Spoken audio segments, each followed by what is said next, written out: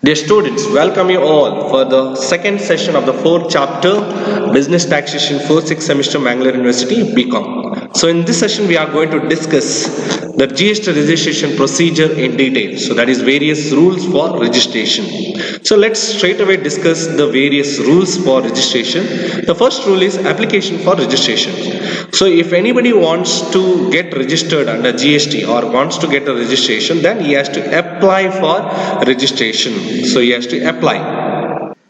So once he applies, then there are two forms in GST registration. Form number 1, there are two parts, Form A and Form B. Those parts has to be fulfilled. The first one is part A is regarding the basic details. That is, he has to fill his PAN, mobile number, email, address, state, district, residential address, everything. So once it is filled, then it will be verified. So once the verification is done, then the application reference number will be generated. So once the application reference number is generated, you can go to the next stage, that is part B of the same registration, form number 1. So once you get your application reference number, you have to fill all the details in part B one by one. There will be so many questions. All these questions has to be answered. So once you fill part B, then you will get an acknowledgement in the form of GST registration 2. So this is regarding application for registration.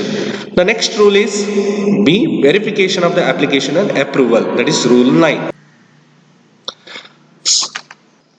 So verification means whatever the details that you have furnished in the application, that will be verified whether it is true or not. So that is the next stage. So that is rule 9. So here application will be forwarded to the proper officer. There will be different officers. Your application will be forwarded to one officer and he will verify within 3 days of the registration. So within 3 days, what he has to do, he has to verify all the details and registration will be approved.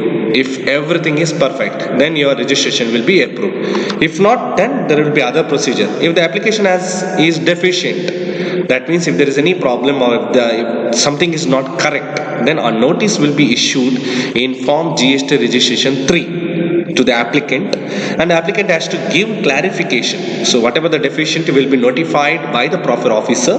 He will identify, so this is not correct, this is not correct. So for that he will use GST registration 3. So but applicant has to give the answer in a different form. He has to give the clarification and furnish the information in form GST registration 4. So that is a normal procedure if there is any problem in the application only. Otherwise, straight away your registration will be approved. So once the application is approved, a certificate of registration in form GST registration 6 will be issued. So because he has verified everything and there is no other verification is pending, then your application is approved and a certificate of registration in form GST 6 will be issued to the applicant. And the next procedure is granting of GSTN number, that is goods and service tax identification number, that is rule 10. So once you have got registration certificate, then you will be granted one registration number, GST registration number, that is a 15-digit number. So that is the next procedure. So every person who is registered will be issued a 15-digit GSTN number, which is similar to a TIN. That is, earlier we had transaction identification number, similar to that. Okay, it is a 15-digit number and it is PAN based. First 2 digits will be your country code, state code, then there will be PAN number, then there will be other numbers based on your number of registration using the same PAN. Let's discuss that. So first 2 digits is state code. For Karnataka it is always 29. Then next 10 digits is your PAN number. Then 13 digits as I told you, it indicates the number of registration of a business within a state using the same PAN number. PAN number means permanent identification number, that is granted by Income Tax Authority, CBDT. Then 14th will be, by default it will be Z. Then 15th will be a check code error. Okay, it will be granted a check code to detect the errors. So this is the GSTN number in detail. The next procedure is separate registration for multiple businesses. So in the previous slide we have seen, if the person has different businesses, he can either register in the same PAN number, or he can obtain separate registration for separate businesses. So that choice is given to applicant.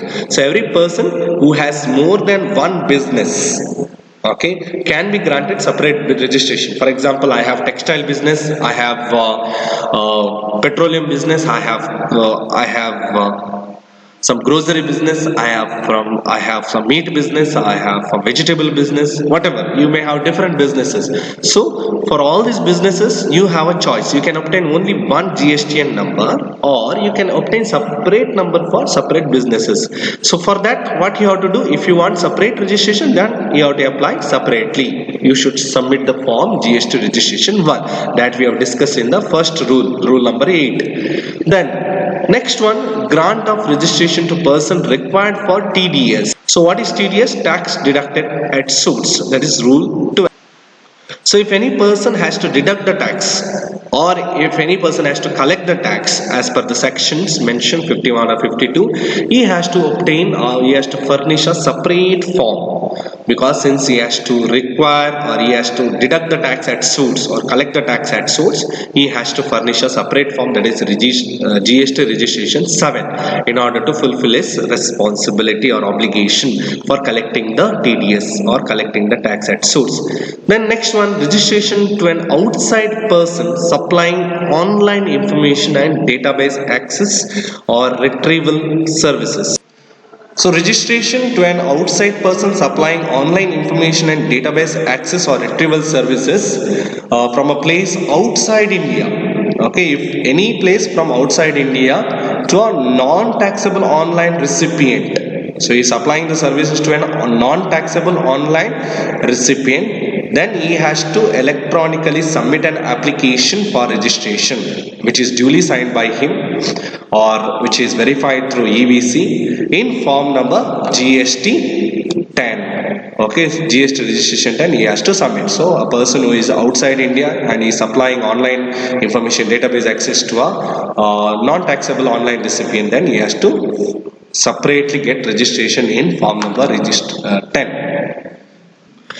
The next one is suo motu registration. So suo motu registration means we have already discussed that. So if the proper officer, if any officer from GST finds that in pursuit of survey, after conducting the survey or inquiry or inspection search, he is liable for registration but he has failed to apply for registration, then he has to separately fill the form. So that person has to apply in form GST registration 12 because he has failed to get registered. Even though his threshold limit was crossed, he has failed to get registered under GST. So that person has to separately apply for registration, that is suo motu registration.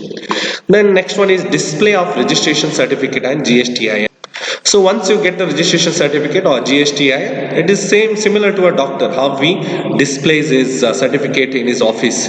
So similar way, the applicant has to register or has to display the registration certificate in the place of business, and also he has to display his GST number on the board in the place of business itself, or in the receipt also, in the name board also, in the office also, wherever his office is, he has to display his GSTN number.